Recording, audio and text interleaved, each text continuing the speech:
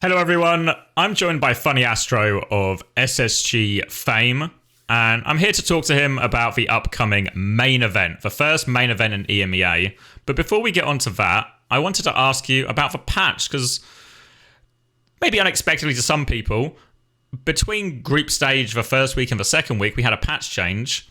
You'd already qualified by this point, so you got to avoid the immediate game on a new patch change. So you've had a little bit longer to work and theory craft on it. How's the patch shaping up compared to the last one for you guys? I think for us, it's definitely a big buff, especially when we're playing against Kev's team. Try not to say the wrong name. Al Spraycheck. When we play against them, like being in a tracer meta is horrible because Kev can just 1v5.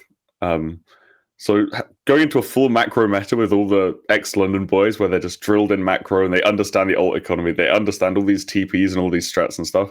It's just a crazy buff for us, I think. It's also going to be like a big...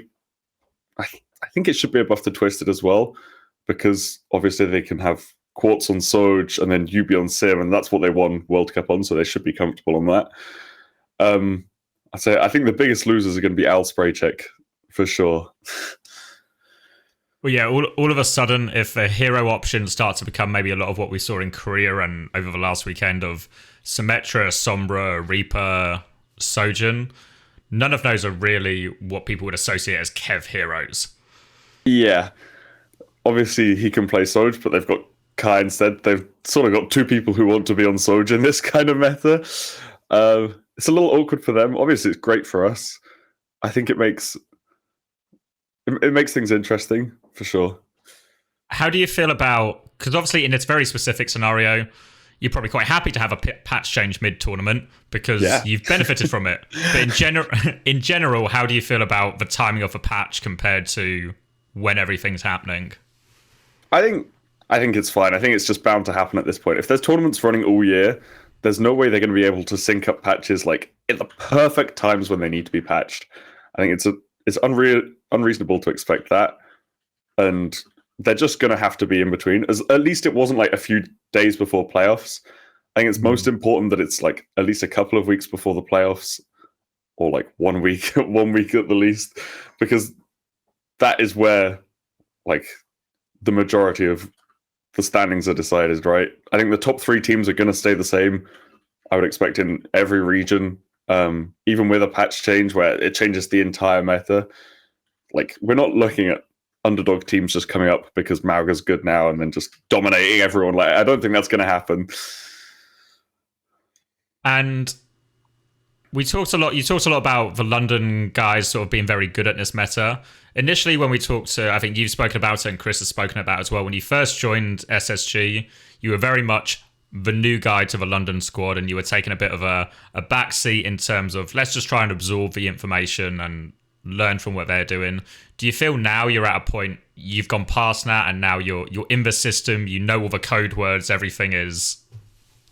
I think, funnily enough, we played Circuit yesterday and Jamie called to do El Clasico, and I had no idea what he was saying. I had no clue what he was talking about. He was just like, oh, let's just do the El Clasico flip, and I'm just like, where am I going? I'm just walking around the map trying to look at what Hadi's doing and just following him. Like, I will stick to him like glue. But I think other than that, most of the stuff I've learned now. I'm not quite to the point where I think I can contribute loads to it yet, but I think I'm at the point where I understand lots of the strategy and like all the calls and stuff. I'm like, I know what's going on, which it's pretty useful to know what's going on when you're playing.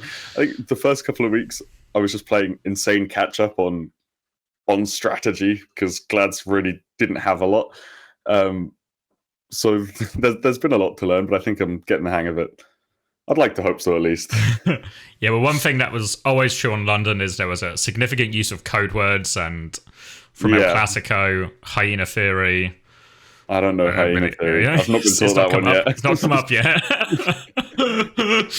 There's always more to learn. There's always more to learn. Yeah. But in general, you feel like you've sort of, I guess, found your place now in the team, and you're sort of there. And does it feel then like you're now part of the hive mind, right? You're part of the understanding of the way they want to play. Yeah. I think it is helpful that I used to play this style. Like when I was on Fusion and we had head KDG as our head coach, like a lot of this disengaging this alt macro stuff was what we did. So I think it just took me a while to like revert back to how I was playing 3 years ago. But I think it's got there. Do you think as well, because I think especially in the last patch, it seemed to be an increasingly difficult meta for Lucios in terms of people playing so aggressively to punish a Lucio or to Ajax for Lucio. Do you think this meta has now actually made your role in particular a little bit easier in terms of it's now just a more front-to-back brawl type thing rather than a dive and Ajax for Lucio in every fight? I think all this stuff is pretty easy, to be honest. Like the last comps weren't super difficult for Lucio, I thought. A lot of people are just inting. You just, I mean, it's supposedly meant to be easier on this patch, but then you watch Violet play against Falcons. FTG or Falcons. Yeah, that's it. You watch Violet play against Falcons, and he's just managed to Ajax 3 times through one ability on the enemy team that can Ajax him. Like, it's really impressive. I think it's definitely more punishing though in this meta. Like, if you make one mistake, you press Q at the wrong time, you can just lose a map off it. I think having the discipline and just making the right decision 100% of the time is harder than what it was in Dive, where it's just like, oh, have good mechanics, and then you'll be fine. But in this current method, like, you make one mistake, you lose a map. Well, I think it's certainly something I felt when watching some of the Korea games and some of the EMEA and NA games, is there's certain ult situations, whereas if you've messed up the previous fight because everyone got a little bit too frisky and everyone pressed Q, you actually just can't win the next 2 fights. The ults are like really quite punishing if you're playing these ult disadvantage situations. And that's exactly what it is. It's like, oh, we've accidentally used 3 ults at the same time. Right, let's give up this flashpoint point because we're not going to win the next fight. We're not going to win the next 2 fights. Maybe like there can be real disasters there. I think it's going to be like a real discipline-heavy meta. Yeah, well, good news. You're on SSG in the London core for this one, man. Lucky for me. One of the other things I want to talk to you about, because obviously we're now seeing, even though Mauga's been out for a while, and this is probably the first time we're really seeing him in such heavy use. And a lot of the big teams have been off screen, essentially, in terms of not on the stream scrims, not in the matches, because they got the qualified already before the patch. So a lot of tanks are now having to adapt to a new hero and learn a new hero. How's Hadi doing at that? I guess I'm really asking for some sort of like behind-the-scenes Mauga power ranking in terms of how Hadi is stacking up so far.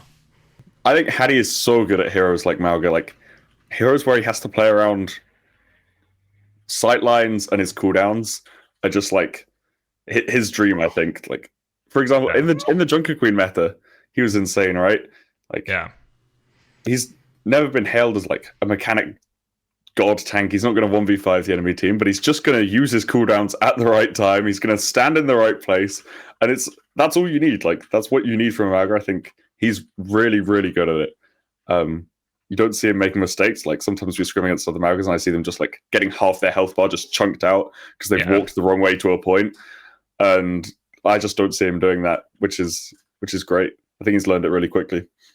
We saw it a little bit in that Junker King you were talking about in the Flash Ops tournament, where it was like, you got to be really careful with your shout. If you use your shout at the wrong time, they can just run you down and kill you. Or exactly. If you use your rampage too early, or they just have Suzu or something. But Hadi is so good at those disciplined decisions and decision making. Yeah, he's just a smart player. And I think it doesn't matter what hero he's going to be on. He's going to play it smart, and he's just going to outthink the enemy team, which is great. And obviously, this then puts you. I guess we should talk a little bit about, because your side of the bracket has changed a couple of times. Twice. But now, are you actually ultimately happy with how it's finished in terms of you're now on the side of the bracket with Sheer Cold, Spray Check, and Peps? Are you happier with that side than the Twisted Mind side? I think it's interesting. Before this Mauga Sim Soj meta came out, I would have been happier to play against Twisted, I think. I'm more confident against them for some reason. Like, I think they have a mental block against us. Every time we scrim them, I feel like we just do like way better than we always do against Al Spray Check. Even before in the Tracer meta and stuff, I think they just struggled against us. But on this on this patch where there's a little bit of a buff to Twisted because they can play Surge again, and Quartz might just take everyone's head off. So it's been known to happen. Yeah, it can happen. I think I'm a little happier to be against Alspraycheck on this side now, which is kind of funny because at the start when I saw the bracket change the first time and we'd swapped to the side against Twisted, I was like, that's a great result for us, right? But then the meta changes and it swaps back again. well, I'm happy about this now too. I think either way, I think we're good. Wake up every day with a different feeling of like, this is in our favor. It's not in our favor. It's back in our favor again. It's always, you can do some mental gymnastics to make it feel better for myself. I think it's great. So from the sounds of what we've heard so far, it very much feels like the feeling internally of the team is high confidence, essentially, a good meta for you. So is the expectations then, as we look at this, is it's sort of almost first place or nothing is really where the aim is? Yeah, I mean, obviously we're aiming for first. I really want to just win, to be honest. It's been a while. I don't know. Obviously, getting top 3 is the main priority. Making LAN, getting top 3, and then seeing what happens at the bigger events, because the prize pool isn't massive for these monthly tournaments. But yeah, winning sounds great. And who do you feel is then the scariest team? Is it still just Twisted now with this new patch? Is that the team you'd maybe be most worried about, or feel like that the toughest one to get past? Yeah, I feel like I'm scared of Twisted because I think they play different in their matches than they do in their scrims, and that's always terrifying. Where they can just like step it up another level.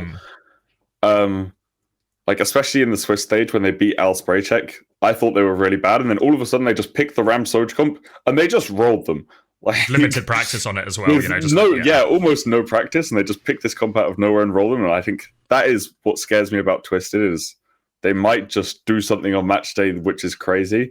But then also Alspraycheck's the same. You know, they've got Goomba. He's going to have a cracker theory on match day that's going to. I am convinced he's not going to play Sim Soch on match day, even if it's hard meta against us. I think he's going to try and find a way around it and do something weird with comps. So I think both of them are scary in their own way, and we're just going to have to figure it out when we get there, how to beat them. How do you feel about, I guess, there's almost like 3 tiers maybe, and there's sort of a top 3 that a lot of people talk about, then there's maybe the lower teams, but then there's maybe like Rock and EXO maybe sit in this sort of middle tier category. How do you feel about them as potential threats, or have they benefited particularly, you think, from this patch or anything like that? I think they're in a really tough spot, both Rock and EXO.